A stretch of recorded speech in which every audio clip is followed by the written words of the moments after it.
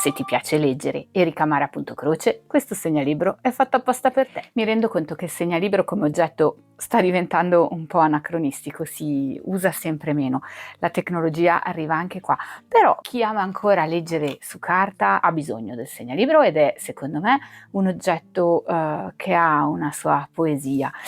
Io lo uso tantissimo nelle occasioni in cui devo dire grazie, ci sono quando diciamo bomboniere, ma non solo, situazioni in cui ho bisogno di avere un pensiero da lasciare, il segnalibro è sempre la mia prima scelta. Quello di oggi serve a chiudere un ciclo importante dove noi dobbiamo dare un grandissimo grazie a delle persone che hanno camminato per un po' con noi e ho deciso di farvelo vedere perché tutto sommato è un progetto molto molto particolare. A me piacciono da matti, devo essere onesta, sono estremamente laboriosi, il tempo di lavorazione è molto lungo, però questo è molto molto strutturato, si possono fare anche cose più semplici. Adesso tutto d'un fiato vi racconto questo specifico segnalibro. A fine video vi parlo delle alternative, di qualche proposta differente e di qualche proposta per il futuro. Quindi mi raccomando, nel caso poi nei commenti voglio tutte le vostre opinioni. Adesso vediamo come ho realizzato con tanta fatica questo. Il video di oggi purtroppo ha dei limiti, o meglio, alla fine appunto vedremo come farlo se non avete una fustella che vi permette di tagliare un segnalibro con i buchi, con la perforatura per il punto croce. Ovviamente c'è l'alternativa, però appunto nel video io vi racconto questo segnalibro. Chi non ha fustellatrice e fustella, poi ci vediamo alla fine. La fustella che ho usato io non è una Sizzix, è l'unica cosa che vi posso dire con certezza. L'ho comprata, tenete conto, per fare questo segnalibro che era per il compleanno della mia mamma nel 2019. Sono passati troppi anni, non mi ricordo dove l'ho comprata. Posso dirvi con certezza, l'unica cosa che posso dirvi con certezza è che non è una Sizzix perché non è marcata. È una coppia di fustelle, il segnalibro e la perforatura sono due tagli da fare in due momenti diversi. Naturalmente, come vi ho già detto in altri video, questa fustella nasce per tagliare carta e cartoncino, la balsa assolutamente no, quindi offre delle difficoltà fisiche e poi vabbè di gestione. Io ho tagliato il mio segnalibro in un sottile foglio di balsa. La balsa, ahimè, in questo momento sembra introvabile fisicamente nei negozi del posto dove vivo, ma anche online si fa molta fatica. Comunque sia, in buona sostanza, partiamo dal materiale. La balsa è un foglio di legno molto sottile e delicato, non lo so definire, quasi croccante, si rompe con estrema facilità, quindi lavorarlo richiede grande attenzione. Io cosa faccio? Per prima cosa taglio il segnalibro e poi vado a realizzargli i buchini. Quindi aspettate un secondo che vado a prendere il segnalibro senza i buchini.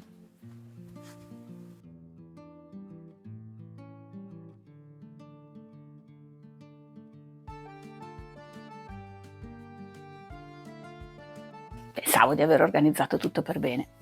Allora, questo è il risultato del taglio del segnalibro nella balsa.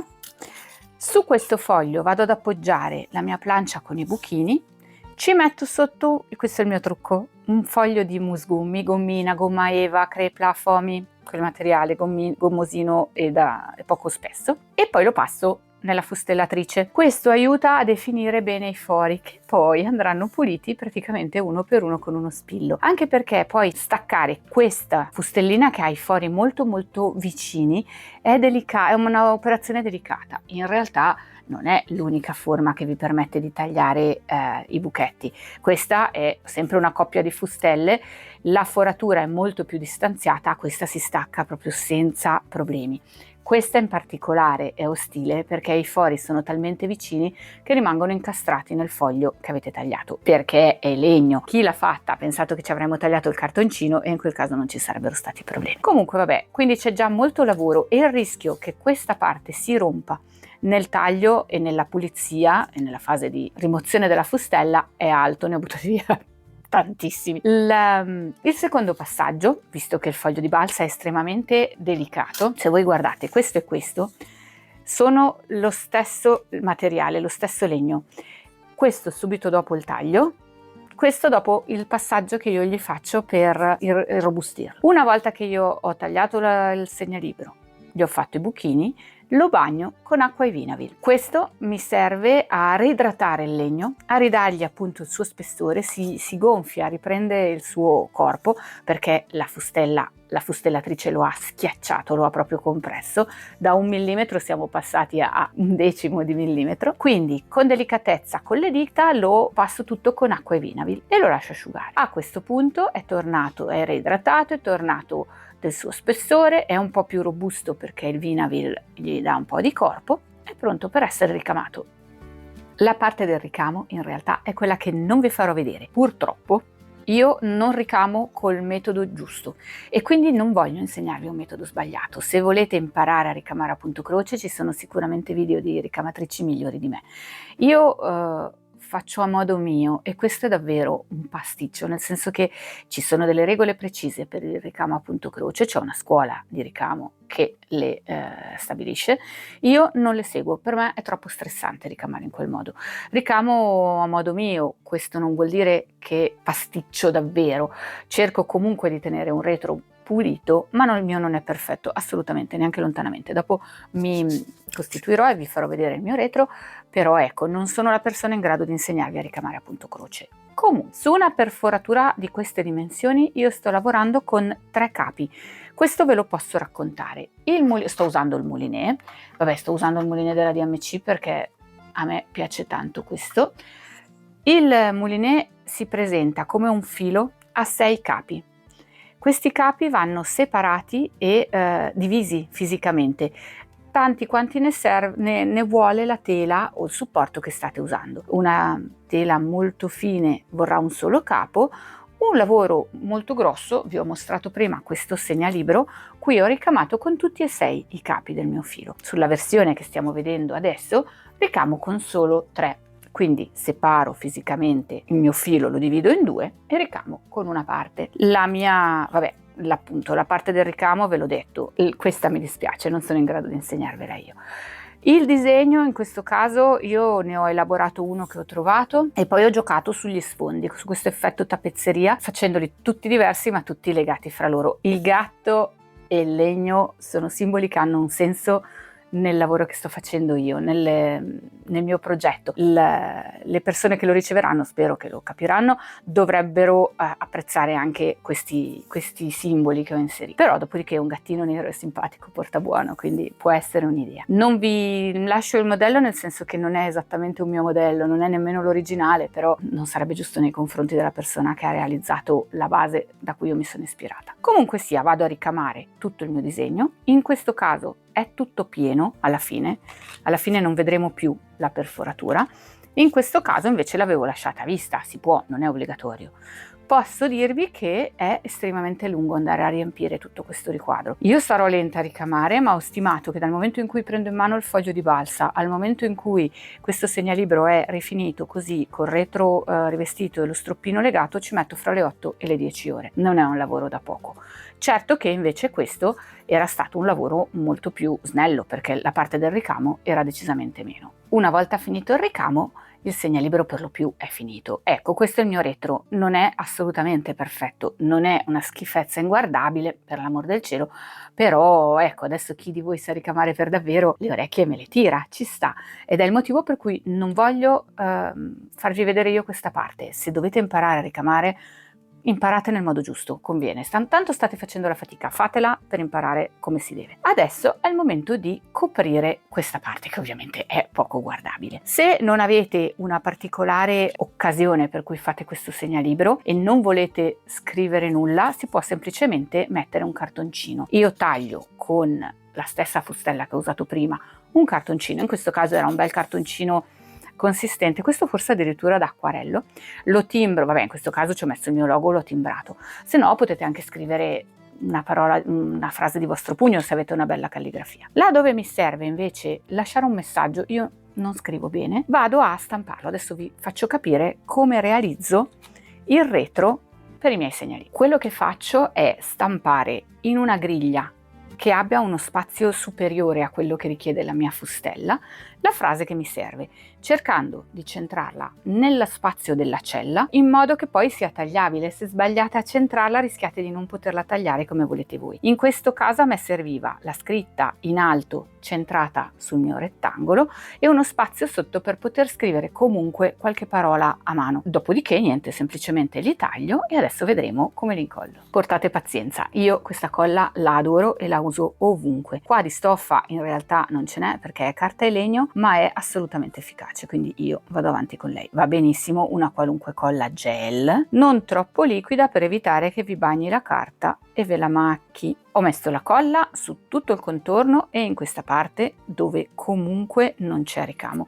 Non lo metto sul ricamo, si potrebbe, ma preferisco lasciargli del margine di movimento. E adesso con delicatezza vado ad applicare la mia carta di copertura e farla aderire bene sui contorni, perché comunque il ricamo ha uno spazio, ha un ingombro sul retro e quindi la carta di suo ha bisogno di essere un po' convinta ad aderire bene sui bordi, come fare un raviolo.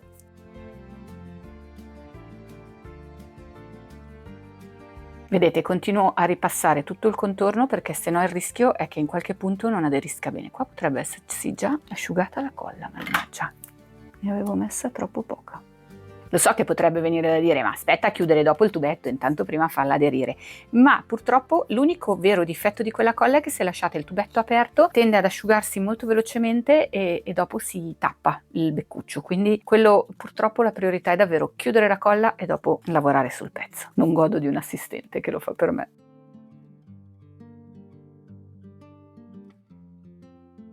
Siamo all'ultimo dettaglio del mio segnalibro. Io userò come stroppino una fettuccia di cotone, in realtà è un volgare passafilo, però mi piace questo aspetto opaco e un po' rustico. Potete mettere quello che volete, soprattutto nel mio caso il segnalibro ha una fessura, non un foro. Se avessi avuto solo un forellino magari avrei messo un cordoncino, scusate, li ho persi. Ecco, ad esempio quando c'è il foro a me piace tantissimo mettere il cordino con un ciondolo, con una perlina. Ah, me ne mancano diversi della mia collezione, mi mancano quelli a tema medico e quelli a tema biciclette, ne faccio di tutti i tipi.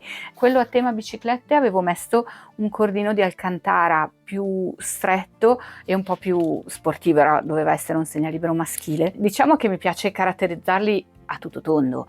Una cosa femminile avrà un luccichino, avrà un ciondolo un po' più delicato, più femminile, una cosa maschile sarà un pochettino più concreta. Adesso cosa faccio? Passo lo stroppino, quale che sia, nella mia fessura e vado a fare un nodo. Occhio, questo è il punto, uno l'ho rotto. Questo qua sarà mio perché poverino poi l'ho rincollato, perché con la quantità di lavoro che c'è dentro non lo buttavo, ma questo qui adesso facendo il nodo vi farò vedere, ho strappato via l'aggancio, ho strappato via questo pezzettino, sono stata un po' irruenta. Unisco i due estremi del nastro e faccio il mio solito nodo semplice. L'importante è tirar fuori tutti e due gli stroppini e il nodo dovete farlo muovere voi, ecco, non dovete tirare troppo sulla struttura perché appunto è un attimo che si rompe. Se poi ci prendete la mano e se non li fate di legno non avete questi problemi. Poi ribadisco, alla fine vediamo un'altra soluzione che alcune delle cose ne complica in altri modi ma risolve alcuni. E boh, a questo punto rifinisco le puntine e il segnalibro a tutti gli effetti è pronto. Confesso che mi piacciono tutti, alla fine qualcuno lo rifarò per me, questi sono quelli da consegnare ma quelli che servono a me li rifarò dopo. E tutte le volte che realizzo una nuova combinazione di colori e forme diventa la mia preferita, quindi alla fine finirà che ne rifarò altrettante. Adesso invece affrontiamo l'argomento come faccio a fare qualcosa di simile se non ho la fustella. O se non ho la fustellatrice, perché appunto di fustelle, anche se non avete questa, ne esistono tantissime in commercio, quindi quello non è un limite. Ma se non avete la fustellatrice, non avete intenzione di prenderla, guardate questo anche. Anche questo lo devo ancora finire, ma mi piaceva da mano. Esistono delle sagomine già pronte. Mi sembrava che ne mancavano. Sono molto fiera dei miei segnalibri. Allora, vi dicevo, in realtà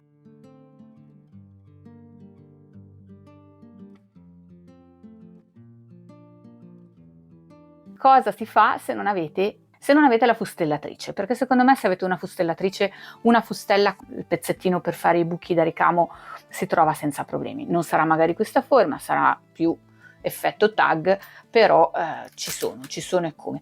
Ah, scusate, prima una piccolissima divagazione. Facendo fatica a trovare la balsa, ho provato a tagliare i piattini del finger food, che nella mia testa dovevano essere sempre balsa. Non funziona, viene una schifezza, non ci provate. Chiusa parentesi. Invece si trovano in vendita queste sagomine pretagliate. Sono sagomine tagliate a laser. In realtà il mio progetto è partito da qua.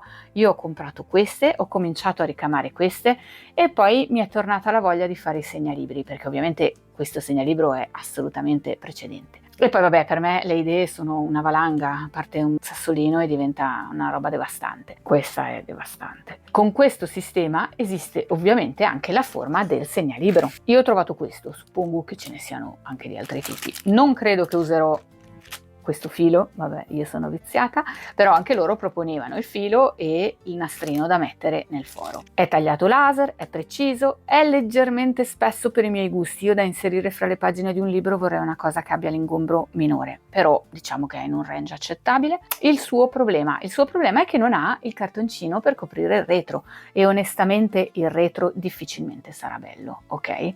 Quindi cosa dovete fare? In questo caso semplicemente appoggiate su un cartoncino il vostro segnalibro, con un taglierino andate a tagliare con cura i contorni e poi fate un buchetto. Si può, è una forma semplice. Sarà più interessante ricoprire il retro di questo, devo ancora studiarci, o di questo che è tutto smerlato. Probabilmente taglierò nel velluto adesivo, che così sia già appiccicoso di suo, un cuore che stia all'interno, un cuore dritto, che stia all'interno della smerlatura. Quindi non avete la fustellatrice, si risolve così. Poi c'è l'ultimo progetto, che questo è un progetto che ho per il Natale, ci sto ancora studiando, che prevede il taglio della balsa e l'uso di una placchetta già forata, di quelle appunto che ho comprato. Dovete dirmi se vi interessa, perché io lo farò, però se vi interessa faccio il video e così magari in questa circostanza, visto che questa forma è molto più semplice da ripulire, vi faccio vedere proprio fisicamente anche i vari passaggi della colla, della pulitura della fustella, eccetera. Di più non vi svelo, poi vediamo come va avanti. Per ora sto ancora litigando con i supporti. Direi che per il video di oggi vi ho detto tutto. Il trucco della gommina per tagliare nel caso le parti delicate ve l'ho detto. Se sono stata poco chiara in alcuni punti, mi raccomando scrivetemelo. Era un video di getto, questo oggi abbiamo fatto poco concretamente, ma era una cosa che vi volevo raccontare perché secondo me è di grande effetto. Spero che comunque il video vi sia piaciuto, che sia sopportabile da guardare in queste calde giornate. Non vi propongo neanche lontanamente lana e cose del genere perché non si possono nemmeno guardare. E niente, aspetto i vostri commenti, aspetto le vostre foto e ci vediamo al prossimo video.